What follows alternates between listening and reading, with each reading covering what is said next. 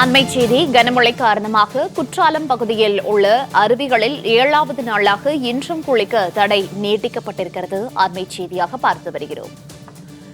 கனமழை காரணமாக குற்றாலம் பகுதியில் உள்ள அனைத்து அருவிகளிலும் 7வது நாளாக இன்றும் குளிக்க வனத்துறை தடை நீட்டிக்கப்பட்டிருக்கிறது. அண்மை செய்தியாக பார்த்து வருகிறோம்.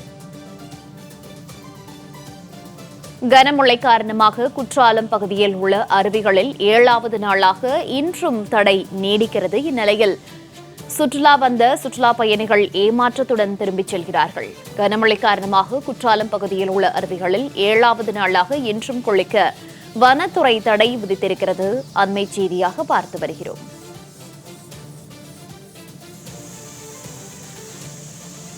விவரங்களோடு செய்தியாளர் ரஞ்சித் இணைப்பில் இருக்கிறார். ரஞ்சித், வணக்கம்.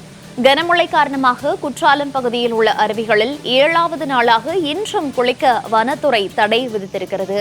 தொடர்ந்து குற்றாலம் பகுதிகளில் எந்தெந்த இடங்கள்ல அருவிகளில் வெள்ளப்பெருக்கு ஏற்பட்டிருக்கிறது தொடர்பான விவரங்கள்?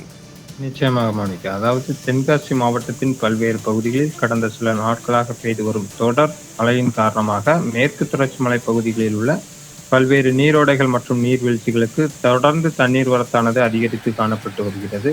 குறிப்பாக தென்காசி மாவட்டத்தில் உள்ள முக்கிய சுற்றுலா தலங்களில் ஒன்றான குற்றாலம் பகுதியில் உள்ள அனைத்து அருவிகளிலும் கடந்த சில தினங்களுக்கு முன்பு வெள்ளப்பெருக்கு ஏற்பட்ட நிலையில் நேற்று வரை 6வது நாளாக குளிக்க தடை விதிக்கப்பட்டிருந்த நிலையில் இன்று காலையும் தண்ணீரின் சீற்றம் குறையாமல் தொடர்ந்து அதிகரித்து காணப்பட்டு வரும் நிலையில் 7வது நாளாக இன்றும் சுற்றுலா பயணிகள் குளிக்க தடையானது நீட்டிக்கப்பட்டுள்ளது. குறிப்பாக குற்றாலம் பகுதியில் உள்ள குற்றாலம் மெயின் அருவி, ஐந்தருவி, பழைய குற்றால அருவி, சிற்றருவி, புலியருவி உள்ளிட்ட அனைத்து அருவிகளிலும் தண்ணீரின் சீற்றமானது தொடர்ந்து அதிகரித்து காணப்பட்டு வரும் நிலையில் 7வது நாளாக இந்த தடையானது நீட்டிக்கப்பட்டுள்ளதாகவும் சுற்றுலா பயணிகளின் பாதுகாப்பு கருதி முன்னெச்சரிக்கை நடவடிக்கை எடுக்கப்பட்டுள்ளதாகவும் மாவட்ட நிர்வாகம் சார்பில் தெரிவிக்கப்பட்டுள்ள நிலையில் தற்போது தென்காசி மாவட்டத்தில் பரவலாக மழை குறைந்துள்ள நிலையில் அருவிகளில் தண்ணீர் வரத்து குறையும் பட்சத்தில் உடனடியாக சுற்றுலா பயணிகள் குளிக்க அனுமதி வழங்கப்படும் எனவும் தெரிவிக்கப்பட்டுள்ளது. மேலும் தற்போது விதிக்கப்பட்டுள்ள இந்த தடையால் ஏராளமான சுற்றுலா பயணிகள் குற்றாலம் பகுதியில் உள்ள அருவிகளுக்கு வருகை தந்து அருவிகளில் ஆனந்த குளியல் போட முடியாமல் ஏமாற்றத்துடனே திரும்பி சென்று வருவது குறிப்பிடத்தக்கது. மோனிகா, தகவல்களுக்கு நன்றி ரஞ்சித்.